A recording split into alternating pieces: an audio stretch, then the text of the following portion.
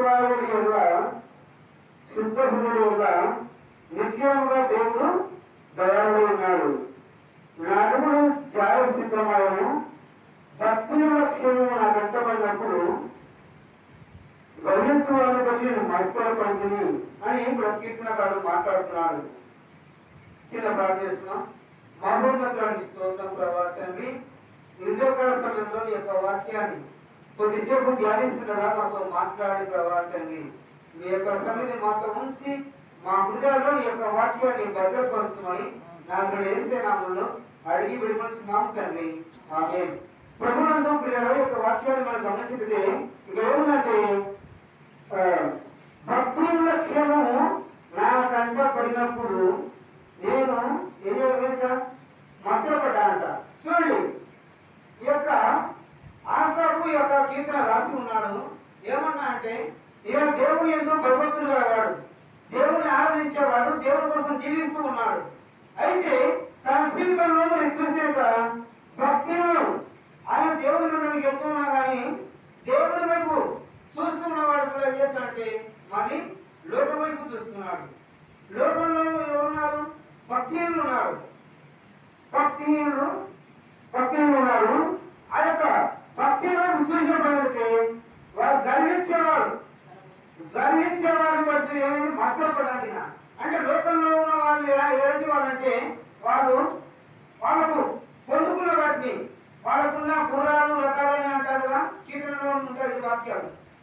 కొందరు గుర్రాలను బట్టి కొందరు రకాలను బట్టి అతిశయపడదు. మనమైతే మన దేవుని యెహోవా యందు అతిశయపడతా ఉంటాడు. అంటే వాళ్ళకున్న ధనాన్ని బట్టి, వాళ్ళకున్న ఉద్యోగాన్ని బట్టి, వాళ్ళకున్న సంపదను బట్టి, వాళ్ళకున్న బంగారు వెండిని బట్టి వాళ్ళు అతిశయిస్తారు. అయితే వాళ్ళు వాటిని బట్టి గర్విస్తారు. తమకున్న ధనాన్ని బట్టి, తమకున్న కులాన్ని బట్టి, తమకున్న చిన్నాన్ని బట్టి చేస్తారు, గర్విస్తారు. అవన్నీ చూసినప్పుడు యొక్క ఆశాపం ఉంటా అంటే ఈయన మస్తపడ్డాడు. అయ్యో, వారికి అన్నీ ఉన్నాయి కదా, వారికి ధనం ఉంది, డబ్బు ఉంది, బలం ఉంది, బంగారం ఉంది, అన్నీ ఉన్నాయి కదా. వారి దేవుని పట్ల భయం లేదు, దేవుడు అంటే వారికి ఎంతవరకు ఇష్టం లేదు, అన్యాయంగా నడుచుకునే వాళ్ళే బాగున్నారు కదా. మరి దేవుని యొక్క మందిరానికి వస్తున్నా నేను, దేవుని ఆరాధిస్తున్న నేను, నా జీవితంలో ఆశీర్వాదం లేదు, సంతోషం లేదు, సమాధానం లేదు, ఎందుకు నా జీవితంలో అని మస్తపడ్డాడు. అవును, మనం అనేక సార్లు మనం ఏమవుతా అంటే దేవుని మందిరానికి వస్తున్న మన జీవితాలు కూడా మనకు కూడా ఒకసారి బాధ అవుతారు. ఏంటి, ఎప్పుడు నాకు ఈ రోగాలు, ఎప్పుడు ఈ అప్పుడు, లేకుంటే ఎప్పుడు ఈ అనారోగ్య సమస్యలతో నా కుటుంబం దరిద్రంలో ఉంది, నేను దేవుని మందిరానికి వెళ్తున్నాను కానీ దేవుడు మా జీవితంలో మేలు చేయట్లేదండి, లోకంలో ఉన్నారు బాగున్నారే అని అనుకుంటూ ఉంటారు చాలాసార్లు. నేను కూడా నా జీవితంలో మేము ఒకసారి మా ఊళ్ళో ట్రాక్టర్లో పనిచేస్తున్నాం.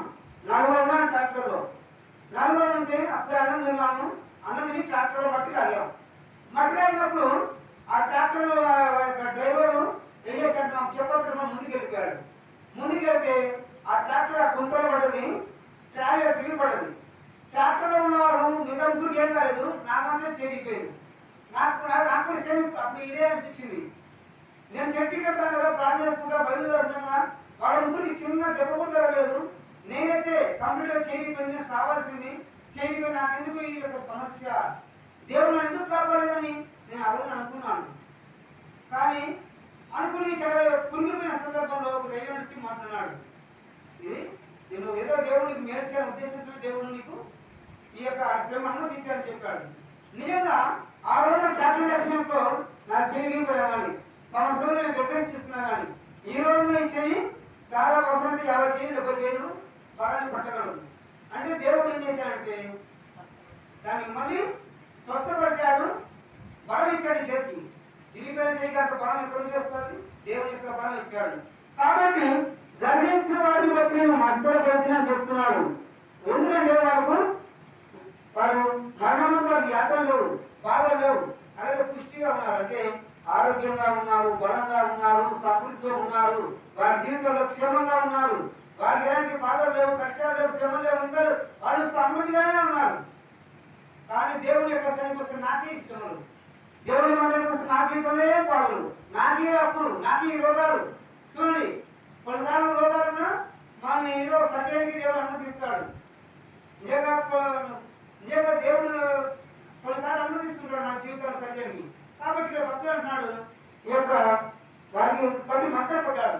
మత్సరపడ ఎప్పుడు మన జీవితంలో ఇలాంటి చిన్న మనం మత్సరపడకూడదు, ధైర్యంగా ఉండాలి. అలాగే చూసిన వాళ్ళు ఎంతో గర్వంతో ఉన్నారు, వారు ఎంతో మరి పొగరు బట్టి ఉన్నారు, వారి హృదయాలు వచ్చిన బయటకు కానవస్తుందని చెప్తున్నాడు. అలాగే కింద వస్తున్నక ఇక్కడ 13వ అధ్యాయం వచ్చిన చూసినాక నా హృదయమును నేను శుద్ధిపరుచుకొని ఉండుట వ్యర్థమే, నా చేతులు కడుక్కొని నిర్మలైన వ్యర్థమే. చూడండి, వాళ్ళ క్షేమాన్ని చూసినప్పుడు, వాళ్ళ సంతోషాన్ని చూసినప్పుడు నేను ఎందుకు ఈ యొక్క భక్తిగా ఎందుకు జీవించాలి, నేను నా చేతులు కడుక్కుంటున్నాను, నేను పరిశుద్ధంగా ఉన్నాను, ఎందుకు ఫలితం ఏముంది? ఏమైనా ఫలితం ఉందా? ఏమీ ఫలితం లేదు. కాబట్టి నాకంటే వాళ్ళే బాగున్నారు, నేను ఎందుకు ఇలా పరిశుద్ధంగా జీవించాలి, ఎందుకు దేవుని పట్ల భయభక్తులు జీవించాలని ఈ యొక్క ఆశాపడే భక్తుడు మాట్లాడుతూ ఉన్నాడు. కాబట్టి మన జీవితాల్లో మనకు కూడా కొన్నిసార్లు ఇలాంటి వస్తూ ఉంటాయి. ఇక్కడ నా చేతులు కడుక్కొని ఉంటాయి వ్యర్థమే అంటున్నాడు. దినమందే నాకు బాధ కలుగుతుంది, ఎందుకు వాళ్ళు బాగుపడుతున్నారని, నేను ఇలా ఉన్నానని. కానీ ఇది మంచిది కాదు. ఎందుకంటే వాళ్ళు బాధపడుతున్నాను బాధ నేను అని బాధపడుతూ ఉన్నప్పుడు ప్రతి ఉదయం నాకు శిక్ష వచ్చుతున్నది, ఇలా ముచ్చటించాలని అనుకునే నేను నీ కుమారుల విషయం మోసపుచ్చిన వాడని చెప్తూ ఇక్కడ 17వ చూస్తున్నాక 16 నుంచి ఆయనను దీనిని తెలుసుకుని ఆలోచించినప్పుడు నేను దేవుని పరిశుద్ధ స్థలంలోకి పోయి వారి అంతమును గురించి ధ్యానించే వరకు ఆ సంగతి నాకు అయస్కరంగా ఉందని చెప్తూ ఉన్నాడు. చూడండి, ఈయనకి ఎందుకు చక్కగా దేవుని సన్నిధిలో గడపకుండా వాళ్ళ ఈయన చూసి బాధ ఎక్కువ అయిపోయింది. నేనే ఇంటి బాధలు ఏంటి, వాళ్ళు బాగున్నారే ఏంటి అని ఒకసారి తెలుసుకున్నామని ప్రార్థన దేవుని సన్నిధికి వెళ్ళానంట. దేవుని సన్నిధికి వెళ్ళినప్పుడు దేవుని సన్నిధిలో మరి వారి అంతం గురించి ధ్యానించే వరకు వారి అంతం గురించి ధ్యానిస్తున్నాడంట. ఆ సంగతి అయస్కరంగా ఉందంట. నిశ్చయము నువ్వు వాడిని కాడుతారు చొప్పునే వచ్చి ఉన్నావు. చూడండి, భక్తిలో అభివృద్ధి ఎలా ఉంటాయంటే పచ్చగా ఉన్న గడ్డి సాయంత్రానికి ఎలాగో వాడిపోతాదో వారి యొక్క అక్షరం కూడా అలాగే అంట. వాడు నిశ్చయంగా దేవుడు వారిని నిలబెట్టాడు. వాడు చూనికి బాగానే ఉన్నారు, అన్ని ఆశీర్వాదంతో ఉన్నారు, డబ్బులు ఉన్నాయి, అన్నీ ఉన్నాయి, కులాలు ఉన్నాయి, అది ఏమంటే ఉన్నాయి, అన్నీ ఉన్నాయి. కానీ వాళ్ళకు దేవుడు ఎక్కడ పెట్టాడు అనుకుంటాం, వాళ్ళు బాగున్నారు అనుకుంటాం, కానీ వాళ్ళ పాలన కొంతవరకే. అందుకే వారు కాడు దాని చోట్లే వారు మంచుకున్నామని చెప్తూ ఉన్నాడు. వారు నశించినట్లు వారిని పడవేస్తున్నావు అంటే వారు ఎంతగా ఎదుగుతారో అంతగా వారు పత్రానికి కారణం ఇక్కడ వాక్యంలో చూస్తూ ఉన్నాం. అలాగే ఇక్కడ చూసినాక 25వ వచనం చేత ఆకాశమందు నువ్వు నాకుండగా నువ్వు తప్ప నాకు ఎవరున్నారు, నువ్వు నాకుండగా లోకంలో ఏది నాకు అక్కర్లేదు అంటున్నాడు.